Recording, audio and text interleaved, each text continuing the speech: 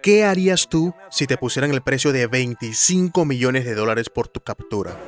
La mayoría se escondería, pero él se compró un mazo y se puso a amenazar por televisión. No vayas a creer que aquí nos van a agredir a nosotros y ustedes van a salir sanitos. Hoy vamos a hablar del hombre que convirtió a un país entero en su propiedad privada. Él no es un político, es un operador de las sombras que pasó de fracasar en el 92 a ser el tipo que decide quién duerme hoy en el helicoide. Olvida todo lo que viste en las noticias y prepárate para la cronología criminal de Diosdado Cabello. Todo comienza el 3 de abril de 1963 en un pueblo petrolero llamado El Furrial, ubicado en el estado Monagas. Diosdado no nació en la élite, pero creció viendo cómo el dinero y el poder fluían bajo la tierra. Su verdadera ambición despierta en la Academia Militar en el 1983. Diosdado no era un soldado del montón. Se graduó como el segundo mejor de su promoción como experto en ingeniería de sistemas. Mientras otros celebraban, él analizaba estructuras de mando. Fue allí donde conoció a su mentor y futuro jefe, un joven teniente, Hugo Rafael Chávez Frías. Dentro de la Academia Militar, Chávez era el profesor de Diosdado, pero para ese entonces el teniente Chávez no buscaba amigos, buscaba herramientas, y él encontró en Diosdado el combo completo. Un tipo que sabía de sistemas, que resolvía la logística, brillante, disciplinado, no hacía preguntas y sobre todo totalmente sumiso. Diosdado se convirtió en el cerebro técnico de la conspiración criminal dentro del ejército venezolano. Y es aquí donde entra en juego el Movimiento Bolivariano Revolucionario 200, o por sus siglas MBR 200. Pero no se confundan, esto no era un partido político, era una especie de secta dentro del ejército. Era como un club secreto de militares que, bajo las sombras de Hugo Chávez, juraron tumbar la democracia en Venezuela. Diosdado no era un miembro cualquiera, él era el encargado de que este grupo criminal no fuese descubierto. Mientras el país dormía, ellos usaban el nombre de Simón Bolívar para disfrazar lo que realmente eran, un grupo de conspiradores preparándose para su acto criminal. En 1987, mientras Diosdado se juramentaba como subteniente del ejército, él ya llevaba una doble vida. Bajo el uniforme de subteniente, llevaba el uniforme del MBR 200. Su talento no estaba en la fuerza bruta ni en el uso de las armas, sino en las redes de comunicaciones. Diosdado era el encargado de montar las redes paralelas para que los conspiradores se comunicaran sin ser detectados por la inteligencia militar. Esta conspiración del MBR 200 llega a su máximo esplendor criminal el 4 de febrero de 1992, el día del fallido golpe de Estado. Chávez le da a Diosdado la misión más estratégica, tomar Venezolana de televisión. Chávez sabía que sin televisión no hay poder y necesitaba que el país entero viera su cara. Diosdado tomó el canal de televisión, pero el apoyo nunca llegó. El golpe de Estado en Miraflores fracasó y terminó rindiéndose frente a las cámaras que quería controlar. No hubo gloria, solo vergüenza de una derrota colosal y celdas de la prisión de Yare. A ellos los meten preso, pero es aquí donde Diosdado perfecciona el arte de la manipulación. Se convirtió en el filtro de Chávez. Si un político o periodista quería hablar con Chávez, tenía que pasar primero por Diosdado.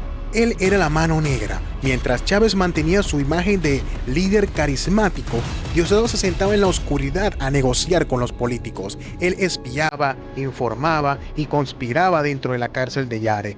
Ese pacto de sombras continuó hasta que en 1994 el presidente Rafael Caldera cometió uno de los peores errores del siglo: darles el perdón y la libertad. Una vez fuera de la cárcel, Diosdado recibió la baja de las Fuerzas Armadas, pero lejos de ser un castigo, esto fue su mayor ventaja. Al quitarse el uniforme, dejó de estar bajo el control de los tribunales militares. Ahora, como civil, podía infiltrarse en los partidos, manejar dinero y conspirar en las calles sin que nadie lo detuviera. Se había convertido en un operador libre y sin frenos, pero sobre todo, muy peligroso. Estando libres por las calles, estos criminales entendieron que no podían tomar el poder por las armas, así que decidieron tomarlos con votos. Y para eso fundaron el MBR, Movimiento de Quinta República.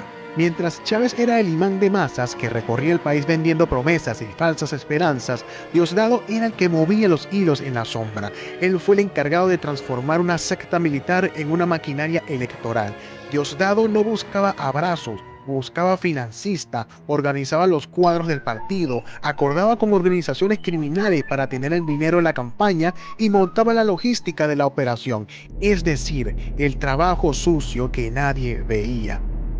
Diosdado fue el ingeniero que convirtió el resentimiento de la gente en una estructura política real. Así, en solo 4 años, pasaron de las celdas de Yare a ganar las elecciones en 1998. El plan estaba completo. Chávez ponía su imagen, su discurso y su carisma, pero Diosdado era el ingeniero detrás de la operación. Chávez gana las elecciones el 6 de diciembre de 1998. Con el 56.20% de los votos.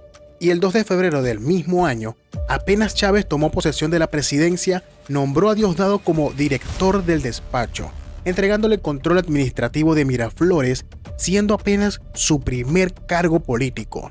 Y 25 días después, el 27 de febrero de 1999, se lanza el Plan Bolívar 2000. Fue el primer esquema donde se entregó dinero en efectivo a militares sin pasar por controles legales. Este plan resultó en la malversación de millones de dólares a través de empresas fantasma, estableciendo el modelo de corrupción cívico-militar que Diosdado aplicaría para las siguientes décadas. Y así estuvo hasta el 13 de enero del 2002, es cuando Chávez nombra a Diosdado vicepresidente ejecutivo, convirtiéndose legalmente en el sucesor directo del presidente. Pero la prueba de su nuevo puesto de trabajo llegó el 11 de abril del mismo año. Casi 1 millón de personas desbordaron las calles de Caracas marchando hacia Miraflores, exigiendo la renuncia de Hugo Chávez tras el despido masivo de la directiva de Petróleos de Venezuela.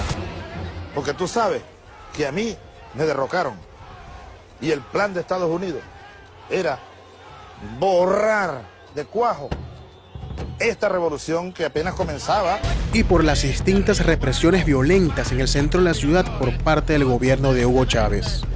La situación se salió de control cuando Chávez ordenó aplicar el Plan Ávila, que básicamente es una acción militar que implica el uso de armamento y equipo de guerra en contra de los civiles para dispersar las protestas. El alto mando se rebeló, los generales se negaron a masacrar a los manifestantes y directamente fueron a capturar al presidente Chávez. Era un intento apenas, era un parto, un niño que nacía, que asomó la cabeza. Y a mí desaparecerme incluso físicamente, antes de que ganara Lula. Para desconocer el actual régimen de gobierno. Pero aquí salió el pueblo a las calles. Y las tropas paracaidistas se unieron al pueblo. Y levantaron su voz. Igual que en Caracas las tropas de mi guardia presidencial. Y mientras el país ardía y Chávez estaba siendo capturado, el vicepresidente Diosdado huyó. Nadie sabía a dónde se había ido. Solo reapareció la noche del 13 de abril a las 11:12 de la noche, cuando el sector militar que era leal a Chávez ya había retomado el control del palacio. Diosdado se juramenta como presidente interino con solo un objetivo: firmar el decreto que le devolvería luego el mando a Chávez. Esto no fue un acto de valentía, fue un trámite burocrático para salvar su propio pellejo y la de su patrón Hugo Chávez. Luego, Chávez regresa el 14 de abril a las 2:50 de la madrugada en un helicóptero de la Fuerza Armada. Diosdado, al verlo, le entrega la banda presidencial de inmediato. Este gesto le garantizó el cariño y respeto del presidente Chávez. A partir de ese momento, Diosdado dejó de ser un simple funcionario para convertirse en el intocable del régimen. Acto seguido, Diosdado ordena la persecución inmediata de militares y civiles que participaron en el vacío del poder, utilizando los archivos del pasado para iniciar una lista de enemigos de la revolución. Tras el susto que se llevaron en el 2002, Chávez entendió que para no volver a perder el poder, necesitaban el control absoluto de lo que el país escuchaba y veía. La orden fue silenciar a la prensa independiente. Por eso, en enero de 2003, Chávez hace su jugada y nombra a Diosdado Cabello como director de Conatel. Desde allí, Diosdado diseñó la Ley Resorte, un marco legal punitivo que le permitía al gobierno cerrar emisoras y canales bajo criterios políticos. Fue el arma técnica que preparó el terreno para el cierre de Radio Caracas Televisión, o por sus siglas RCTV, en mayo de 2007.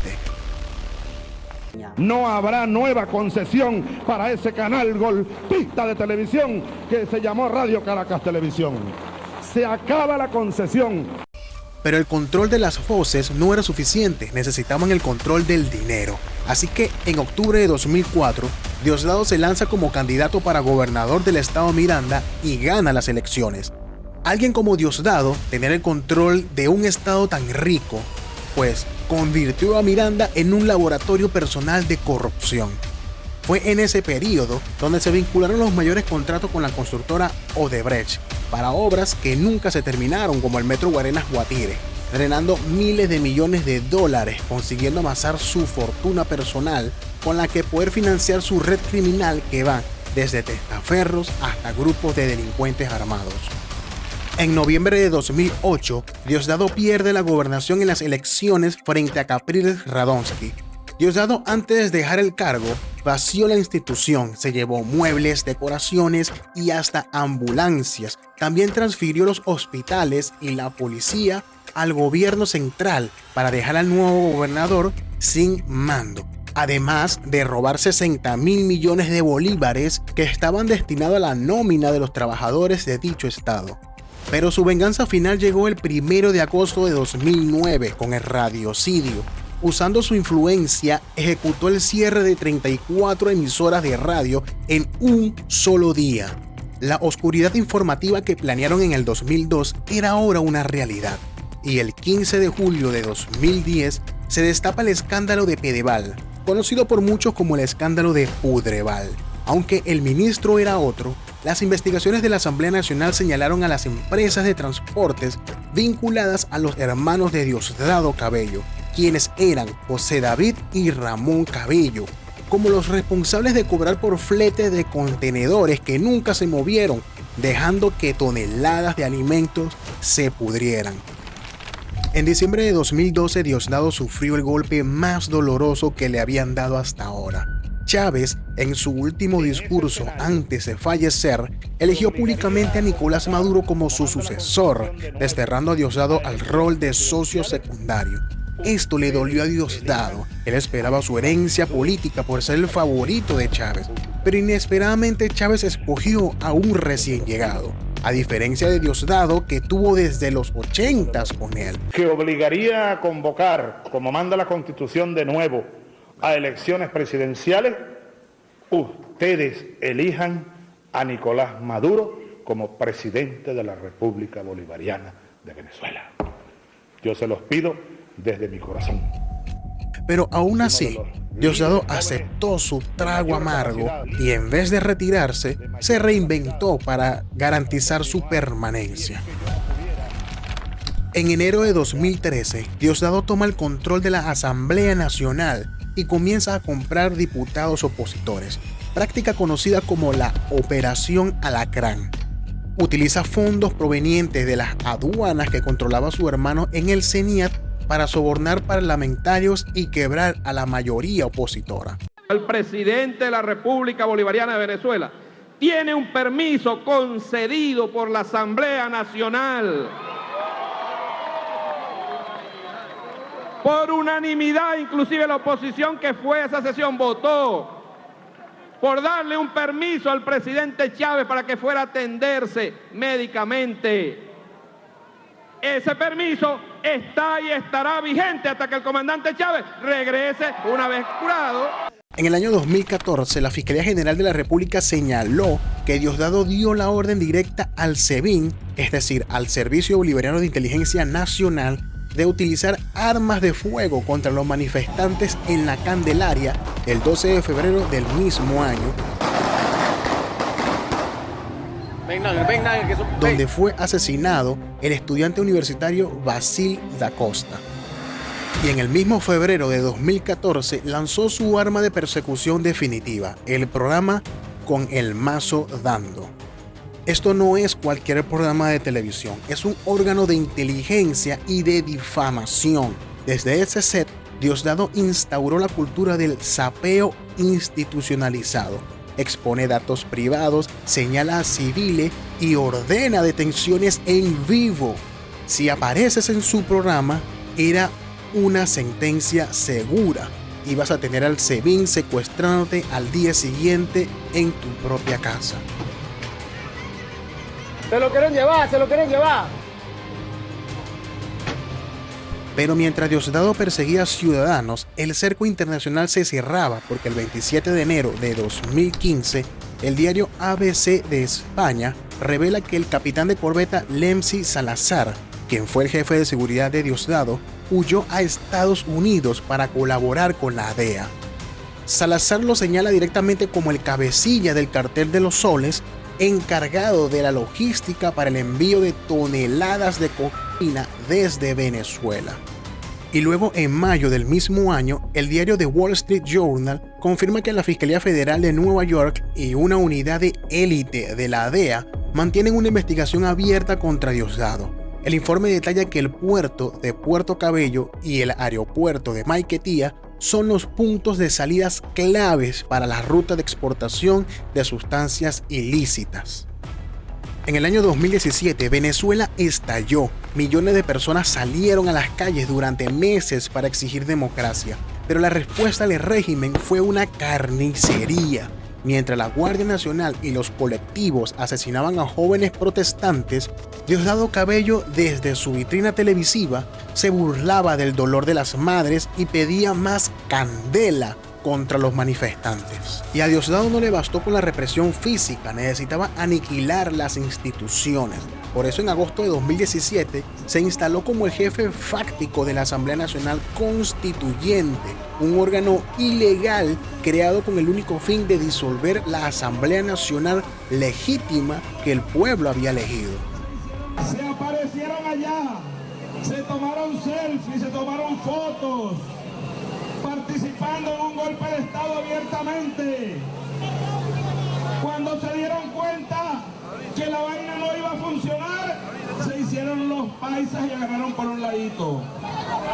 Desde ese cargo, Diosdado firmó sentencias de muerte política y ordenó la persecución de diputados, obligando a decenas al exilio para no terminar en las celdas del helicoide.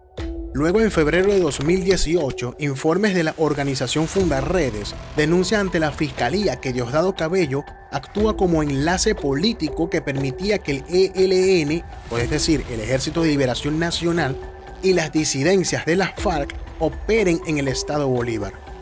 El objetivo es el control del arco minero del Orinoco, donde el oro es extraído ilegalmente para financiar la estructura de poder y evadir sanciones internacionales.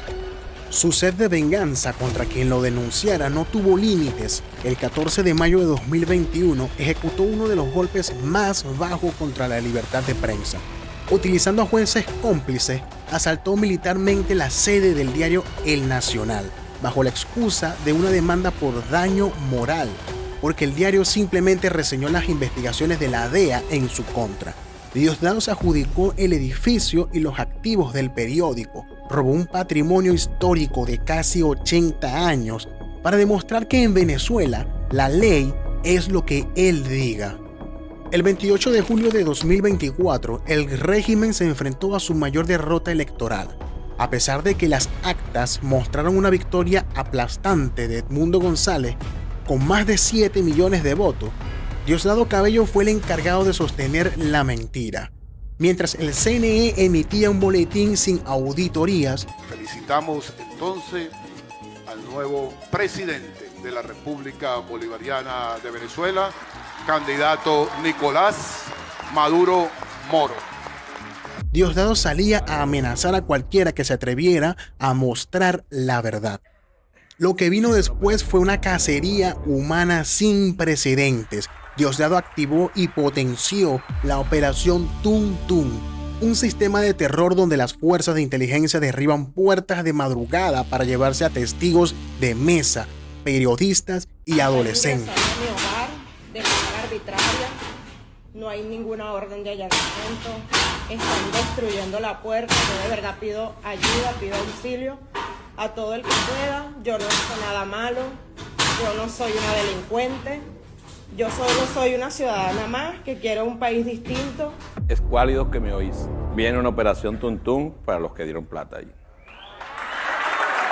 Está en pleno desarrollo la operación Tuntún contra los conspiradores, los violentos, los fascistas, los intolerantes. En menos de una semana, el régimen admitió más de 2.000 detenciones y Diosdado, con un cinismo absoluto, anunció la creación de cárceles de máxima seguridad para reeducar a quienes exigían respeto al voto.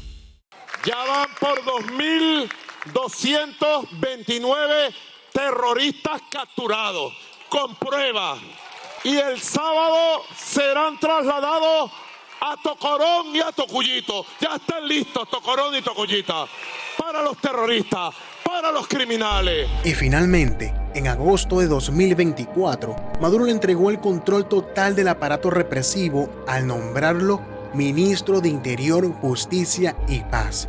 He decidido incorporar al gobierno a un compañero Cuarto Bate como nuevo ministro del Poder Popular de Interior, Justicia y Paz y como vicepresidente de Gobierno para la Seguridad Ciudadana, la Política y la Paz. Se trata del capitán bolivariano Diosdado Cabello Rondón, nuevo ministro del Poder Popular de Interior, Justicia y Paz y vicepresidente de Gobierno para la Paz. Paz, paz, paz. Y hoy, en este 2026, Diosdado ya no finge ser un legislador. Tiene bajo a su mando directo al SEBIN, al DAET y a la Policía Nacional. Ha convertido a Venezuela en un estado policial donde el miedo es la única moneda de cambio. La gente, algunos sectores de la oposición andan como nerviosos, ¿no? Porque hay medidas de seguridad en los alrededores del Palacio. En esta revista, los compañeros de la Guardia Nacional, sin novedad, la DGCIN dando vueltas, el SEBIN dando vueltas, la Policía Nacional dando vueltas, el GOES dando vueltas, todos en la calle. Ya no le importa las elecciones ni la legitimidad. Su misión actual es el control social absoluto a través del hambre y las prisiones. Y ahora andan elecciones ya, las elecciones serán cuando sean. Y ese día la Fuerza Revolucionaria estaremos preparados para ganar como siempre hemos ganado. Entonces les entró una preocupación por las elecciones. Aquí está demostrado. Nosotros salimos siempre fortalecidos de procesos como este. Siempre el chavismo sale fortalecido. Con una recompensa de $10 millones que sigue vigente en los carteles de la DEA, Diosdado sabe que su vida depende de que Venezuela siga siendo su prisión. ¿Cuántos de los que han salido por ley de amnistía ya andan por ahí como locos? Haciendo llamados, haciendo convocatorias. Quédense tranquilos. Aquel militar derrotado en 1992 hoy gobierna Venezuela bajo las fuerzas de las armas y las prisiones. Llegamos al final de esta cronología criminal. Y dime, ¿crees que Diosdado merece estar en prisión? ¿Qué piensas de la evolución de este personaje? ¿O qué otro acto criminal faltó? Los leeré en los comentarios. Suscríbete y activa la campana para más expedientes criminales. Yo me despido, soy Coro Frito y recuerden, aquí la verdad se sirve frita.